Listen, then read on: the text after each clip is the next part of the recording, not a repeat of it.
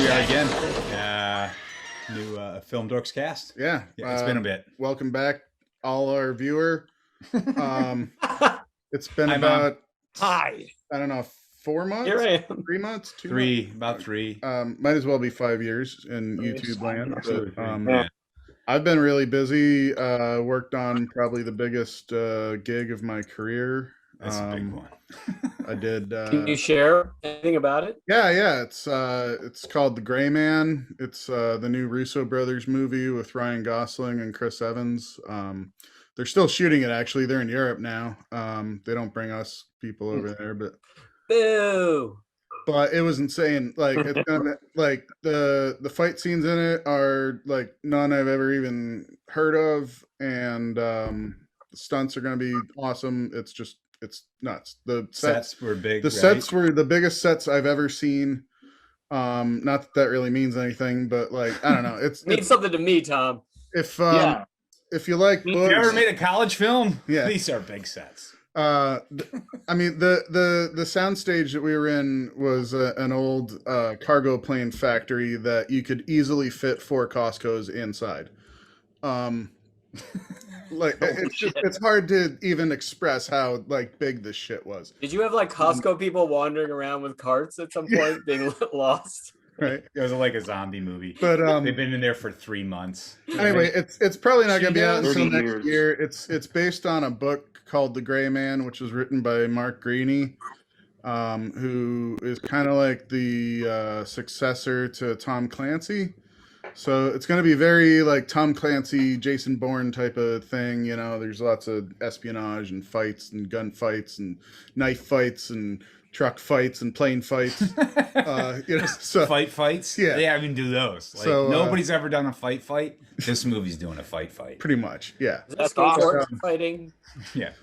Besides Ryan Gosling and Chris Evans, there's a bunch of awesome people in it from stuff you know, and you know, it's going to be nuts. So next year, that's going to be on Netflix probably, and in the theaters as well. And speaking of theaters, movies are pretty much back.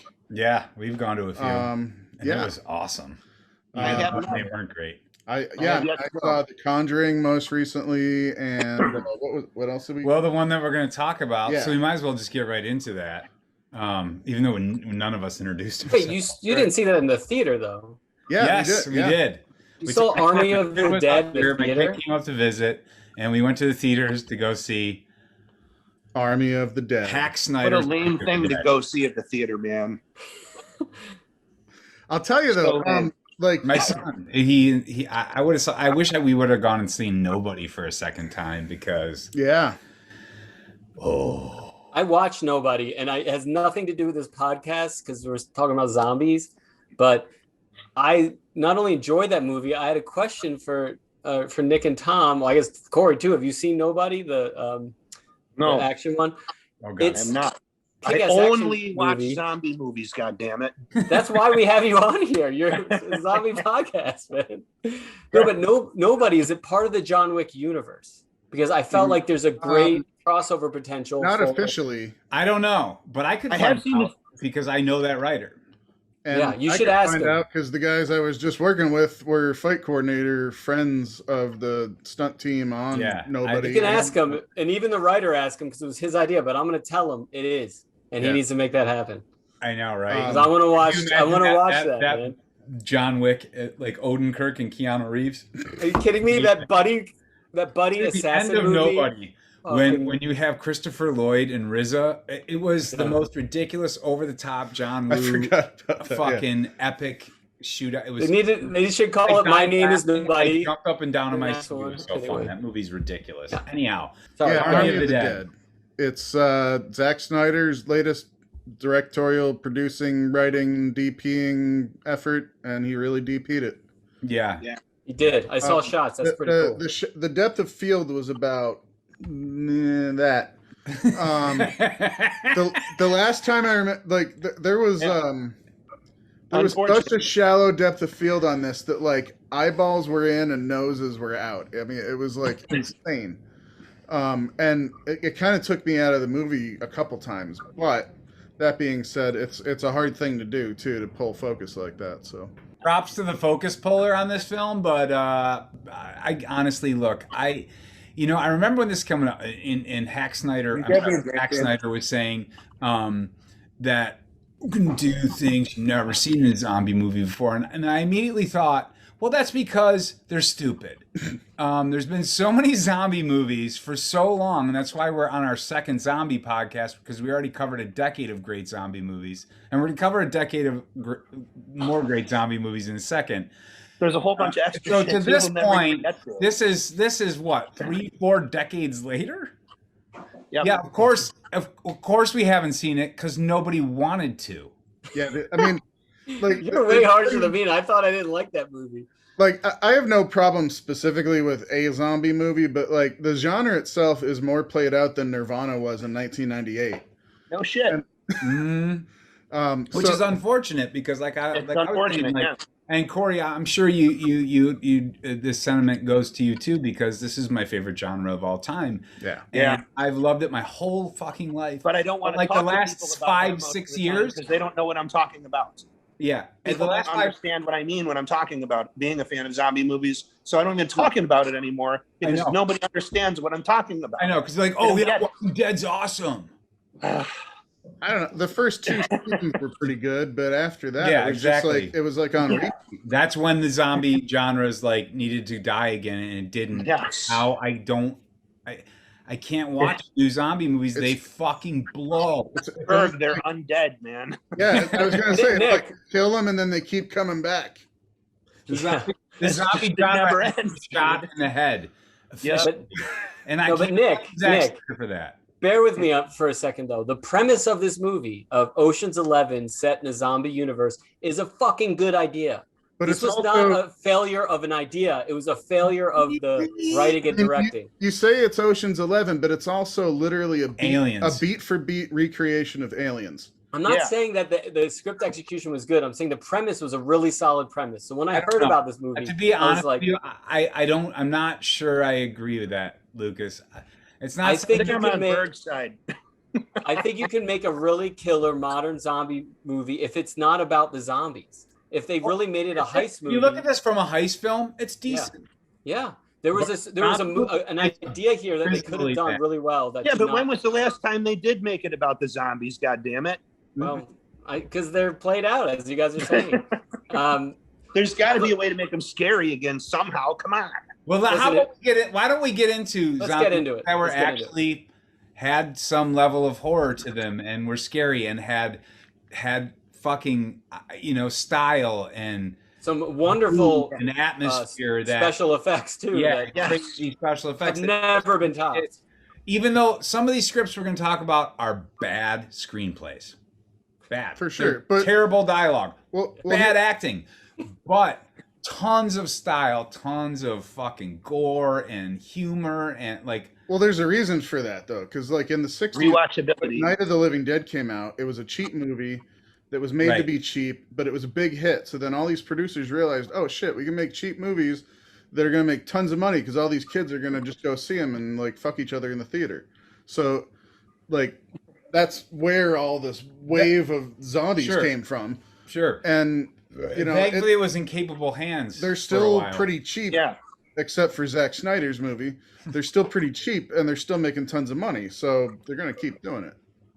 Anyway, so why don't we talk about why don't we because we spent this is the second cast and we covered Night of the Living Dead and Dawn of the Dead and Zombie and like Sleeping Corpses Lie, some of the classics. Yeah. Now we're getting in the golden age, so we're going to talk about 80s to the early 90s. Something And like that. Yeah. Corey, why don't you start us because you got the early one, the 1980 one. Starting at 80. Well, I think the thing is, I don't think it was released until 82 for some reason, even though I think it was filmed in 80. It was the first one filmed out of Fulci. So Lucio Fulci is an Italian director, and he made this series of 3 movies that were somehow connected in a way that nobody ever fucking figured out. And it was The Beyond. It was City of the Living Dead, also known as Gates of Hell, but I'm going to call it City of the Living Dead because that's what I've always called it. And House by the Cemetery. Mm-hmm. And they all starred Catriona McCall, and they all were extremely strange and ethereal and dreamlike and ultra insanely gory, to the point where even still now, a grown man of fucking 45, pretty much, I cannot possibly sit through some of these scenes without cringing, looking away from the television. Mm-hmm. It's like impossible for me to make it through some of this stuff. It's so insanely gory. It's like he's ramming your face in it, like, look, like just forcing you to deal with this situation for way longer than it should be. It's just unbelievable how far this guy pushed the envelope at the time. And he was like the first person fucking doing it. Absolutely fucking genius. But so City of the Living Dead, yeah, it was another just really strange setup for a movie. Yeah, tell us the premise kind of a supernatural thing with the zombies. What's that? It has like a supernatural kind of. Yeah, the plot's so fucking cool as hell. Get into the at the beginning of the movie. At the beginning of the movie, there's two things coinciding at the same time. Somewhere there is a group of like hippie kind of kids doing a seance, and this girl is having a vision. Now she's having a vision of a thing that's happening somewhere else in the world, in a town called Dunwich, where there's this creepy looking priest who hangs himself in a graveyard, right? And as soon as he dies, she screams, and they think she dies, but she's not really dead. It turns out that she was just like fucking fake dead or something. And the scene where she gets freed from her coffin is one of the most amazing things ever in the world. It's fucking hysterical. Dude, that's seriously that scene where they dig her out of the fucking coffin. Yeah, dude. Because the detective shows up, right, and he hears. Her, brutal. Like, it's like within like a millimeter of crushing her skull several times. It's all this kind of shit. Like Fulci didn't really pay attention to anything about like reality or how things work or what decisions people would actually make. He just did a whole bunch of stuff that was really fun.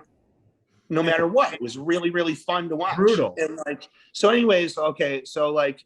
Then this couple gets together and they go to try to find this supposed priest who hung himself. And in the meantime, the priest is wreaking havoc in this town called Dunwich, making a bunch of fucked up shit happen. There's this kid, Giovanni Lombardo Radice is his name. He's in a couple other movies like Stage Fright. He's in a couple other goofy movies. He's just this dorky blonde-haired kid. He's in this movie as a character called Bob, and he's basically like the scapegoat, and he's a younger kid, and everybo's blaming him for all these murders. Right? Isn't he junkie or something? Like he smokes marijuana, so yes. yeah, right. He was injecting the marijuana. Yeah. And like he gets blamed for shit, and like he gets this unbelievably, extremely unnecessary, horrible death scene that's like one of the worst death scenes. I turned away 3 times during it because it's so hard to sit through. It's fucking unbelievable, yeah. And like there's just like all these scenes with him like trying to avoid like getting sucked into the actual deaths of other people that were going on around him, and it's just a really fucking super fun movie. And when all in all, at the very end of the movie, they go into this fucking crypt and all this incredible lighting and amazing fucking incredibly well done sets that are so fucking old and just dark and wet and fucking cobwebby and disgusting, and these zombies start to come out of everywhere and they're super fucking scary. Gennaro De Rossi did all the effects on the zombies like usual. Fabio Frizzi, like usual, claims to have done the soundtrack, but really it was Maurizio Guarini from fucking Goblin who never got credit for anything. Nice. Fabio okay. Frizzi That makes sense. So that's all the credit. That soundtrack is tight.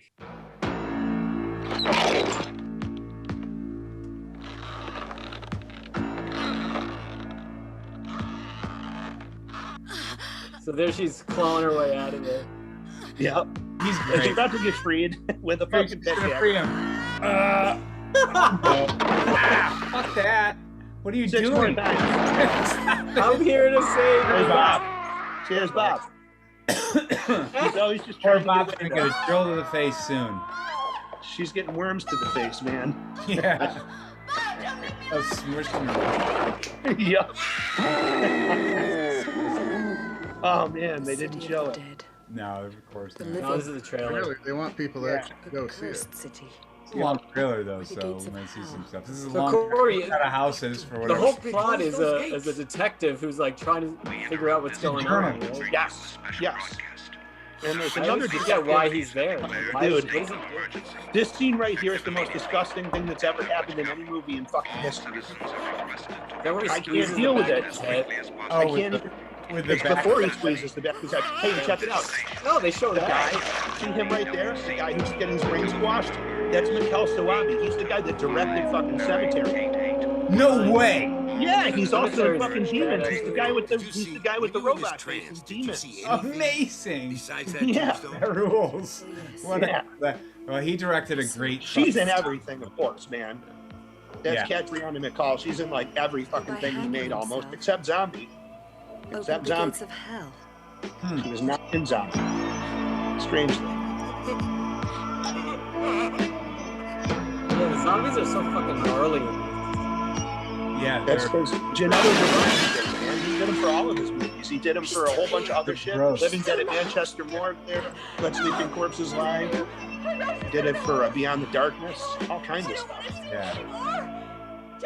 But So then- I had seen Gates of Hell when it was titled Gates of Hell. So I Yeah, got really yeah. excited that I never saw a Lucio Fulci zombie movie. So I put on City of the Dead and it was this movie. And I was Yep. like, oh shit, I've seen this one. This is great. This was the part where they blow like 600,000 And they really did, right? They just Yeah. blew bugs all over. It's gross. They're not just bugs; those are maggots. Those are maggots. Actual maggots. They don't eat much. Horrible. Oh man. Bob drilled to the head. Poor Bob. Guess what? I don't know, man. I've watched this movie 100 all times and Saints it Day. never gets old. It's Yeah. fun every single time I ever watch. It's so moody, and the soundtrack. So Go check for it it. out. Check it out. This movie had a problem with the ending. There was footage lost. So the original ending of the movie doesn't exist and nobody has it and it's gone forever. So it cuts in a really fucking weird way that makes absolutely no sense and is kind of stupid and annoying. But just expect that, and it's not really their fault. They weren't trying to do that. They just had to do that because something Do got we know fucked what up. the ending was supposed to be? No, Weird. I have not been able to locate what was supposed to happen. I've looked into it. I haven't found it. Interesting. I'd like to know. I would love to know. Sounds kind of like the end of Monty Python and the Holy Grail, where they Yeah, all of a sudden all get arrested. hmm yeah. Well, no. So my question about this movie is: was it successful in the United States? Is this one that actually No, made money overseas? No, this movie Okay. was on Video Nasties, man. You couldn't see this Okay. shit for years. Okay. Yeah, Yeah, because Yeah. I remember seeing it when I was younger, Gross. and like I said, I think it was was on, too on far. a VHS of Uh-huh. titled Gates of Hell. Well, this And is back when like Silent Night, Deadly Night had an X rating, right? And like mhm. RoboCop had an X rating for a while. but this movie, just like Zombie and fucking Beyond, all of them were super edited like crazy on those VHS versions. Yeah. They were Yeah. edited to shit, man. They cut out all kinds of gore, Yeah. all kinds of stuff, just like Day of the Dead. See it all Same now. thing. And you'll love Yeah, yeah. It's Well, fucking awesome. it. Two being a thumbs up day- on this movie. This is one of Yeah. my favorite movies ever, actually. Yeah. Yeah, and honestly, if you're a fan of any Fulci or any zombie movies to begin with, and you haven't seen this one, Or either just if you're a fan of Italian. giallo or Yeah. any like Italian horror films, this has to be seen. Or if you're a Yeah. fan of zombies, so like both of those genres that kind of And don't watch it during dinner. yes, You will or regret it. do Yeah. or Yeah. do Any Yeah, or do. any Or fault do. movie during dinner is bad. bad call, Yeah. bad call. The things do not go together well. No, but so yeah, that's a great one. And then let's just briefly touch on this one. Now we covered this movie in our Halloween hits from last year, so you can certainly see a little more. We'll put the link up here, or I don't know. probably not. Yeah, maybe. So, but Return of the Living Dead, which would Yeah. be one that is certainly the major American zombie film, and Dan O'Bannon did this, who wrote or co-wrote Aliens. It's your favorite movie. Admit it. Huh? It's your favorite movie. Admit it. I fucking love this movie. It's my favorite movie too, man. But we did cover it in some extent. But Return of the Living Dead is probably the best example of American zombie horror. Yeah.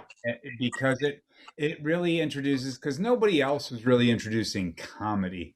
Yeah, or counterculture, like the way that they did. Yeah, or counter. Yeah, so punk rock, man. Down You know? soundtrack. All the fucking punkers, man. The soundtrack, and that crossed over big time.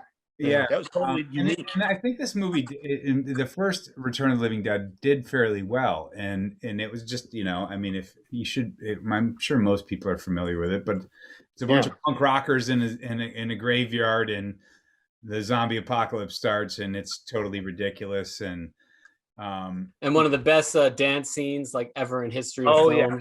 Yeah, dude, as a young man, seeing Lena Quigley naked on top of a grave and not just showing her vagina, but showing her shaved. Yes, it's in something else. 1983. It made an effect. I was like, a lasting impression. Oh my God, I can see her vagina. Like, I'm not seeing hair, a bunch of hair, like a lawn. I'm seeing her vagina. It was intense. It was super intense, and probably one of the most risque part of the movies for sure. But the special effects in this, like some of the best makeup and animatronic effects I've ever seen, even to this day. Yep, ridiculous. But we're not talking about this one. History is movie Tarman, so it was epic and amazing. And if we had not covered it in Halloween Hits, I'm sure we would be talking about that one. But instead, I guess we're going to move on to a different movie, and then we'll go on to Return of the Living Dead 2, because actually, Lucas, your film came out. Yes, Day of the Dead came out in 85, which I just learned today while doing research for this podcast, that this initially, Romero wanted this to be his Gone with the Wind. Yeah, he wanted this to be zombies Gone with the Wind. It was a 200-page script, but then the studio who was producing it kept cutting his fucking budget down until he was down to 88 pages, because that's the only thing. He had to do a complete rewrite. And I have to admit, I was a little like, this to me was the least favorite of the Romero early zombie work, because really? and I know why now after revisiting it. There's things about it that after Dawn, when you have you see the entire world kind of falling apart, and you have the whole the mall and everything. It's just you feel like the world is growing with each film.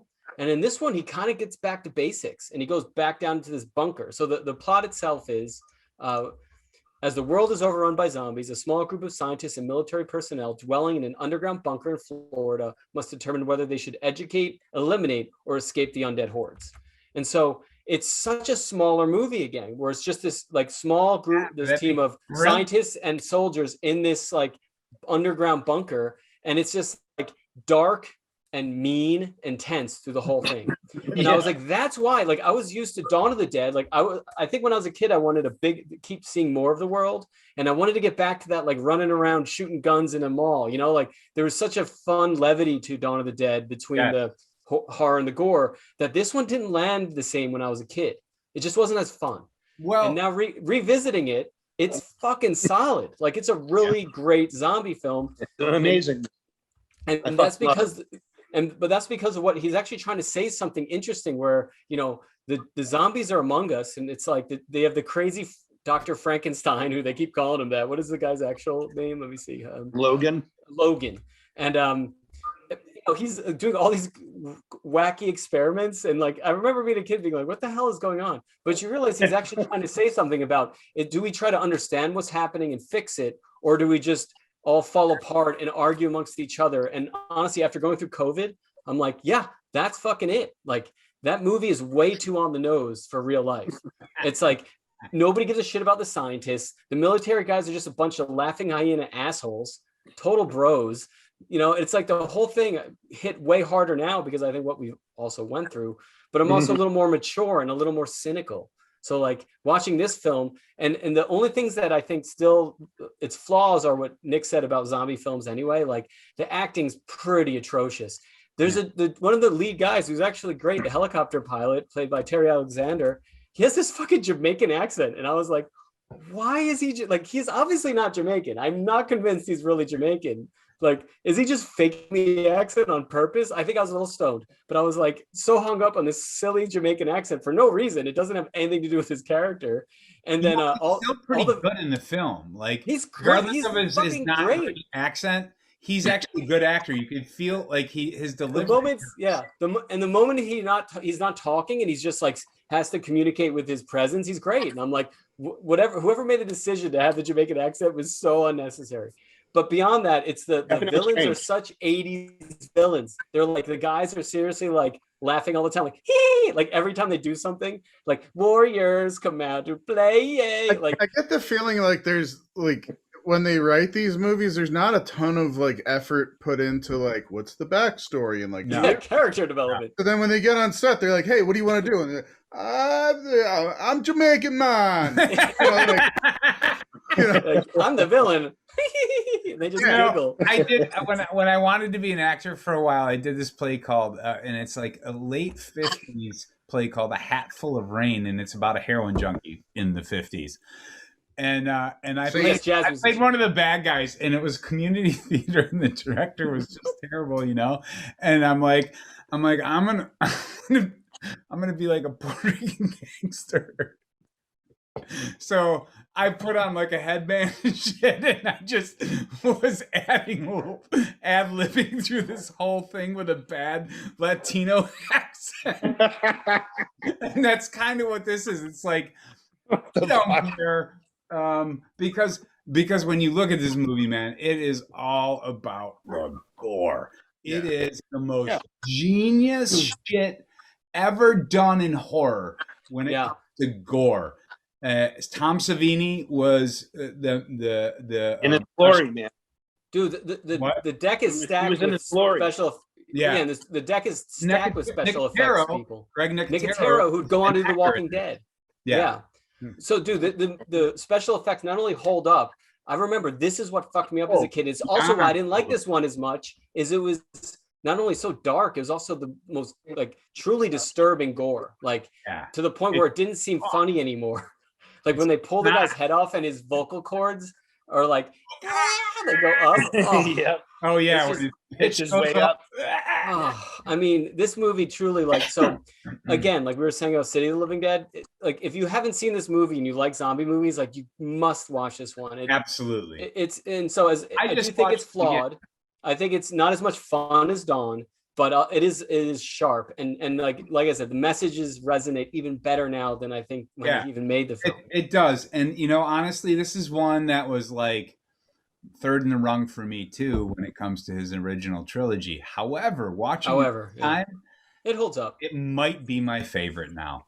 I think rewatchability. I think I could watch this one. Always been my But it's really interesting. And Corey had an interesting theory about this one, about Colonel Rhodes, and that he's correct. And when I watched it again, he's totally right. He's like, kill everybody, get the fuck out.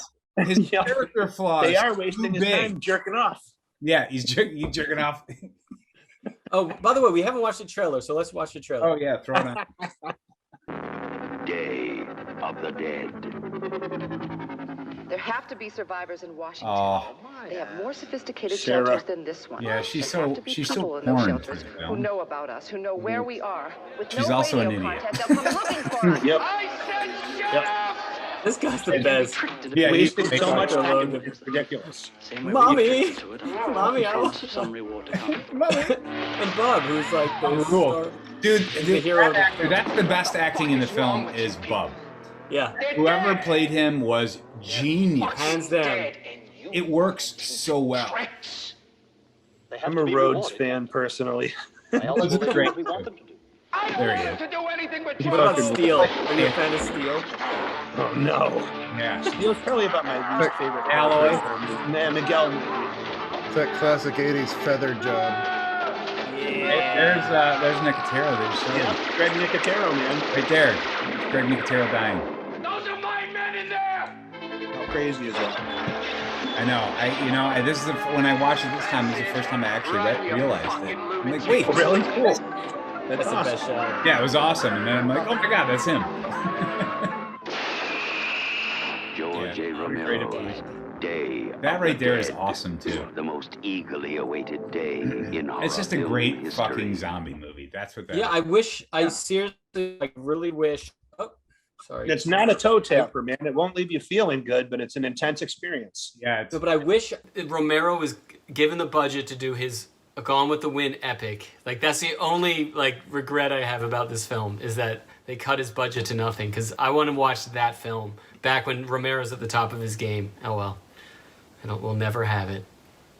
Okay, so there's Day of the Dead, and then we would move on to Return of the Living Dead Part 2. Yeah. 1988. So, you mentioned the lack of levity in Day of the Dead, and they more than made up for it in Return of the Living Dead Part 2, because this movie is just a schlock fest. It is.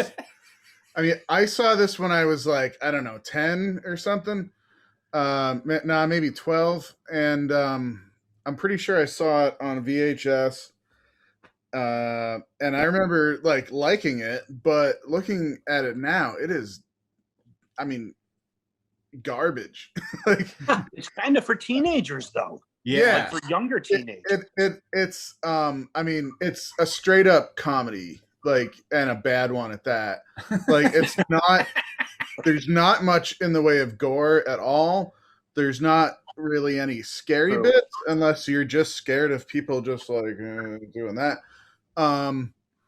It breaks all of the rules of the sort of zombie universe. Like, I mean, the very first zombie that they come across, he literally like crowbars the zombie in the head, and that doesn't do anything. Like, he just keeps living. And the characters are just loud and like just shouting all of their lines, and like everything is just exposition, and like, we've got to get to that car over there, and like and like the two main characters are just like griping the whole time. They're just, oh no, everything. And like that was the 80s all the over. same two main characters, strangely enough. Right, yeah, and so that from the first one, that part was lost on me. What the hell's the plot? Because I barely remember this one. Does this run into the garbage bin as well? There's the military barrels with the dead people in them, and there's a guy smoking a joint, and he goes over a bump, and one of the barrels falls off and lands in a culvert, which is like next door to a cemetery. Yeah. And these two bullies and the other main character kid, Billy, happen upon. They're chasing Billy because they want to beat him up because he didn't want to join their club or something. Good. Beat his ass for that. And he hides behind the barrel, and then they find the barrel. And of course, the first thing they do is push all the buttons. And Billy runs away, but they start opening the barrel, and all the smoke comes out and leaks into the cemetery. Dude, can I interject for one slight second? I think that the first 20 minutes or so of this movie is actually way better than the rest of the movie. Oh, yeah. I think it changes drastically about 20 minutes in, but the first 20 minutes is a good setup, I think. Yeah, sure. Not bad. The first act is good. And then the second act is okay. Then it goes to shit. I admit it. But at the beginning, though, it's not so bad.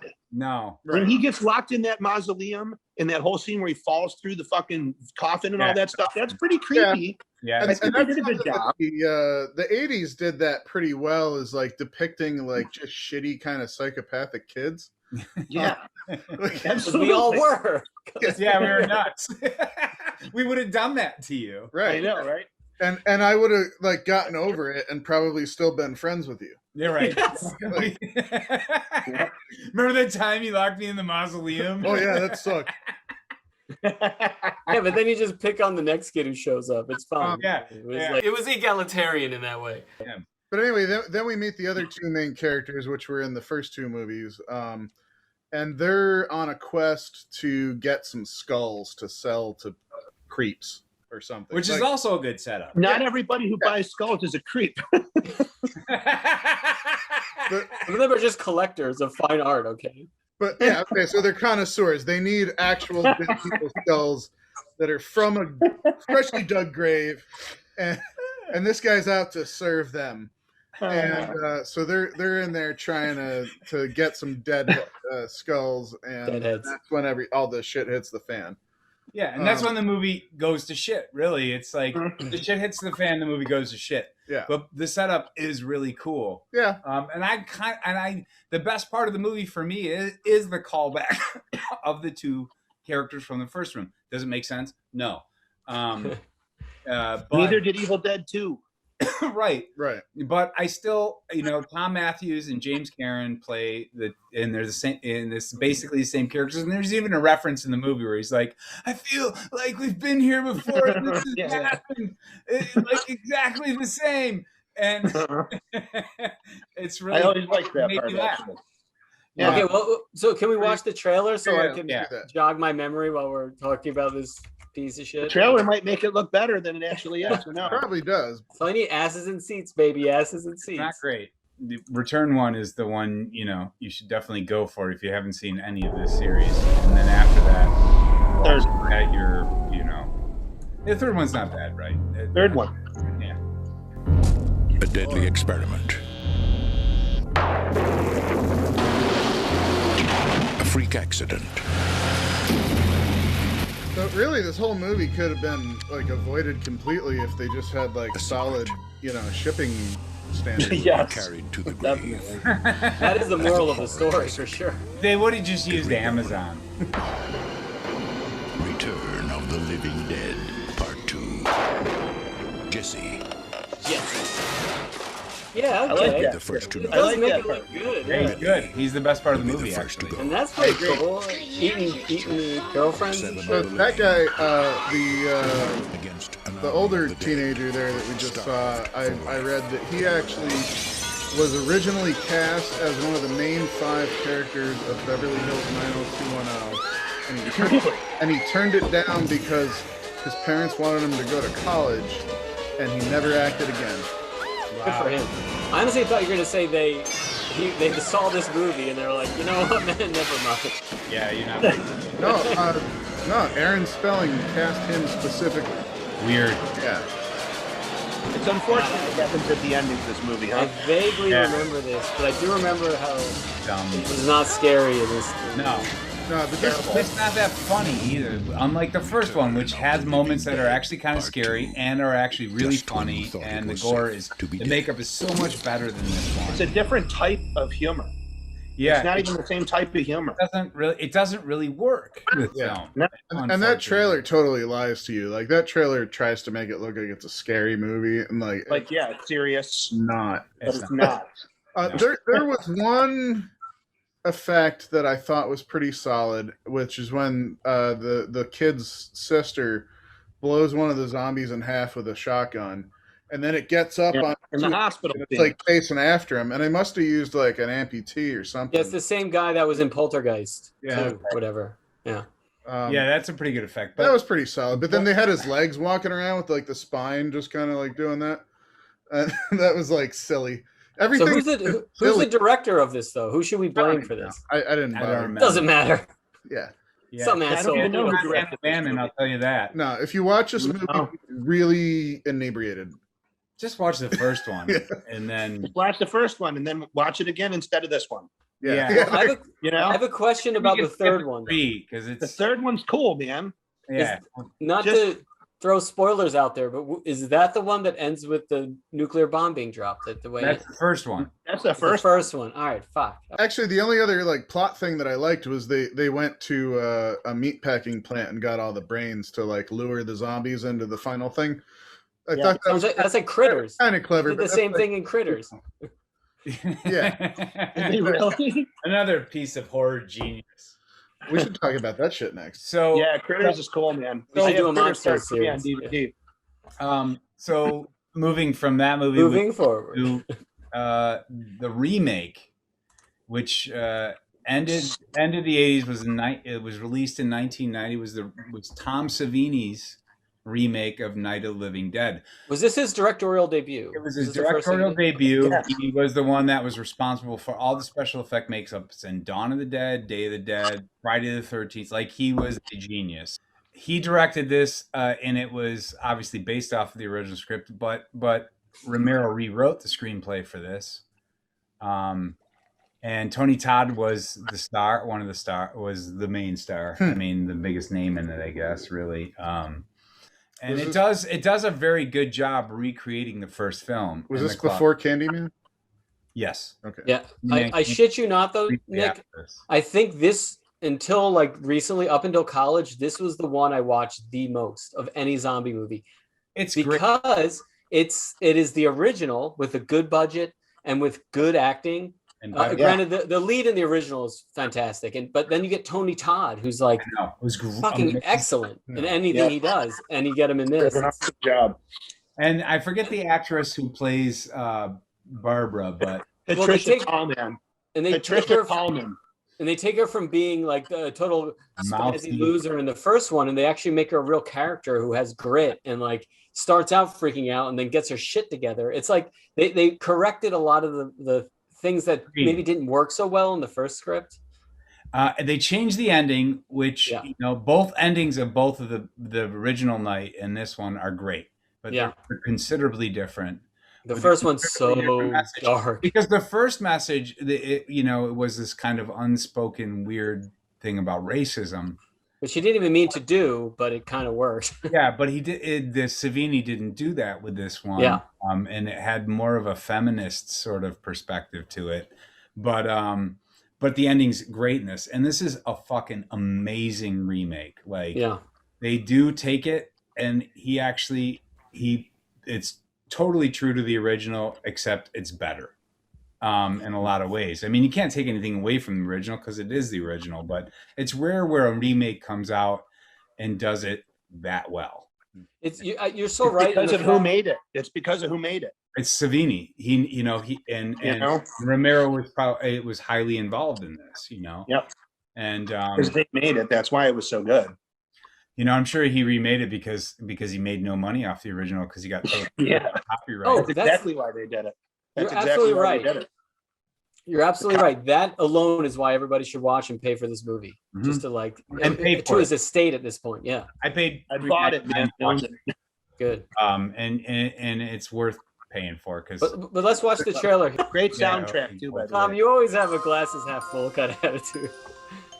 They came to pay their respects. Oh my god, that dude totally looks like the original dude. I know he does. That guy's glasses are all the way full. Yeah, but he looks exactly like the brother from... That's Bill Mosby, dude. Now, is that Mosby? Wow. Lives. I thought Bill fucking Mosby. California have released reports focusing on the phenomenon, specifically on that trance-like state. Every shelter is becoming a trap. Are you sure we're gonna be all right? I love that fucking shot. Over, you gotta help me out! And every road out don't stop no matter what happens. is just another dead end. They're coming right for us.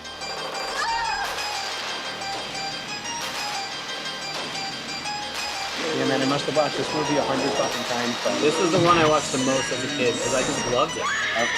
George Romero's It's great. It's hypnotic. of the Living Dead. And having watched it again, like it doesn't. I haven't watched it in a while, but I've seen it a ton, and it doesn't lose its luster. It's just a great remake and a great zombie movie. And I think like when you start as we're watching all these great zombie films, like you realize there's very specific things about them that make them great that they're not doing anymore, because why do it? Keep doing it. Yeah. They started doing it again, and it was cool because they hadn't been done for 10 years, so you were happy to see it again. But when you start to take a genre that's so rooted in myth and like a mythos, and then you just continually try to turn it on its head, who fucking cares? Yeah, totally. They've already done pointless to do that.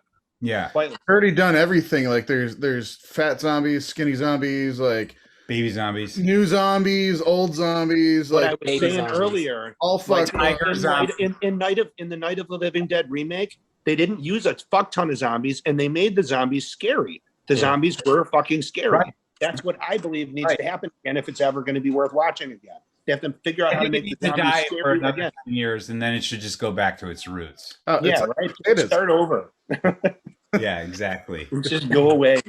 But this one is another one totally worth watching, and this brings us to the end of the golden era, because there's only one other movie that's worth really talking about. It came out in 1993, and that is the the third part 3 of Return of the Living Dead, and then after, no way, man. In 96, Cemetery Man, though. Cemetery Man, but I don't know if I can consider that just a zombie film. It's it's like Evil Dead. There's so much other weird, cool shit happening that I'm like, it's kind of. But it is kind of a zombie film, but there's a lot else going on, and it's the only good one that happened during that time period. That entire time. Yeah, it's a fluke, but it's a fucking art house film. It's underappreciated. I feel like Evil Dead and Cemetery Man are almost in that same genre of just like weird semi-horror comedy fucking art house film, you know. The Crow's the zombie. I feel you. But when it came to Return of the Living Dead, he's an attractive zombie. He would do well in the Zack Snyder universe with his fucking shirt off, his nips blasting. Yeah. Sexy zombies, thank God. Sexy zombies. Thanks, Zack Snyder. Zombie horses with zombie tigers. Woohoo! Glad that he gave us those. Thank you. Well, so I'll say from the things we watch now, up in all the early zombies up until now, you're right. This was like the end of the original like zombie eras, golden eras of zombie films. What I think the ones that are now successful that we'll learn is that I don't know if you guys saw Train to Busan. Yeah, I did. Or 28 Days Later. So we're going to get into those in the future. Like the zombie movie did come back, and there's been some really excellent, effective zombie films. But what I think those ones always do well is that they the zombies are like either scary or they do they're doing what's supposed to be a trope, but they do it with such sincerity that it works. And like I think that's the lesson to be learned. Like you can still do a good zombie movie, I believe. Yeah, they really learned how to get back to bake in the theme. It's just not happening right now. You're right. And honestly, it's probably not happening in the United States. Like maybe we just need to let other countries. Just like superhero movies, zombies need to die and come back. And like action movies, like horror movies, we need to throw it out to the rest of the world, see what they come up with. There's supposedly one I haven't seen. Yeah.